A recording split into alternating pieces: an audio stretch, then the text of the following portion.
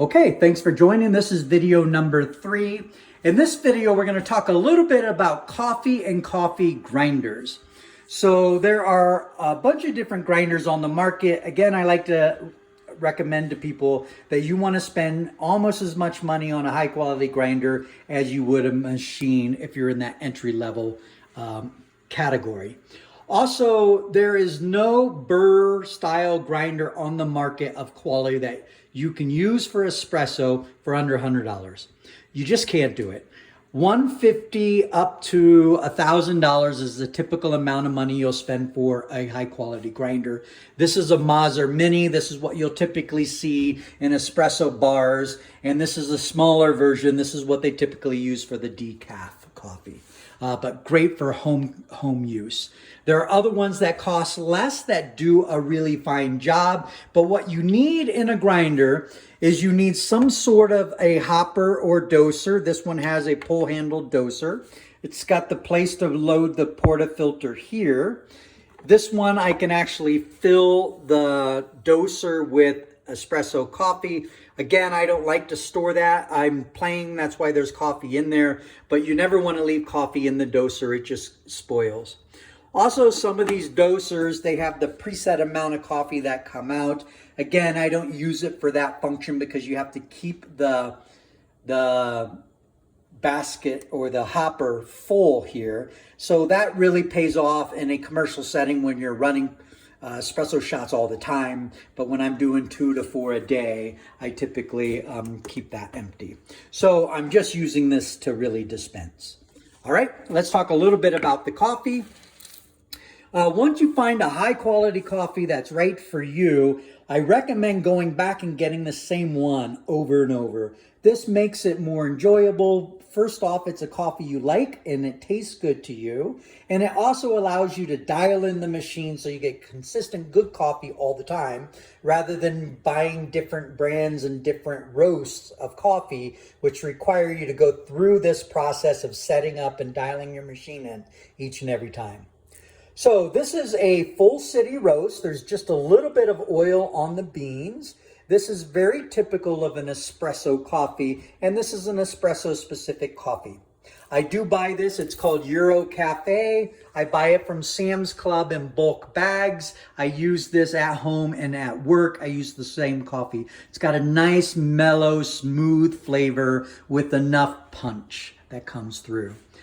Other coffees tend to be a little bit darker. That's what Starbucks is known for. Starbucks has a much darker roast they use in their espresso.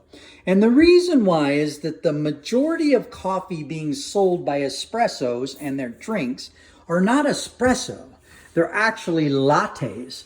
And you really need a much more powerful and pungent coffee to pound through those layers of sugar and milk. So different settings use different types of coffee based on what their customer needs are. Starbucks is known to have really strong, bold flavors. Again, you've got to have a bolder, stronger coffee to power through all that milk. I don't drink a lot of cappuccinos, but when I do, this is a super smooth and rich cappuccino with smaller volumes of milk. I don't typically do lattes where I am more likely to lose the flavor of this type of lighter roast coffee. So again, a little bit of discussion about coffee and what you may like. I think the bread and butter, if you're doing small coffees, small lattes, and cappuccinos and espressos, is to stick to a lighter roast. It'll be much more flavorful and smoother and more mellow and more balanced. All right.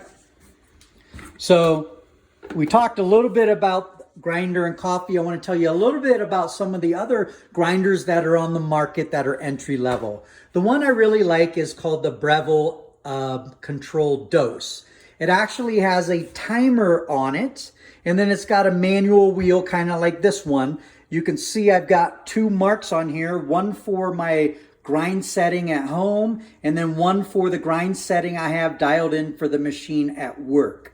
So I can change this manual control based on what type of coffee I'm grinding for my location. So when you dial in your machine, you're going to have to go through a similar process. You need a machine that can go fine enough. As you can see, espresso coffee is really fine. It's not like drip coffee, which is a very coarse grind. So you need a high quality burr grinder in order to get that grind. The other thing I like about the dose control is it has a timer on it. So once you get the grind setting correct, and then you go to do your weights and you measure the amount of coffee needed inside the portafilter, which we'll discuss in the next video, the timer will allow you to run your machine for the length of time necessary to get that predetermined weight.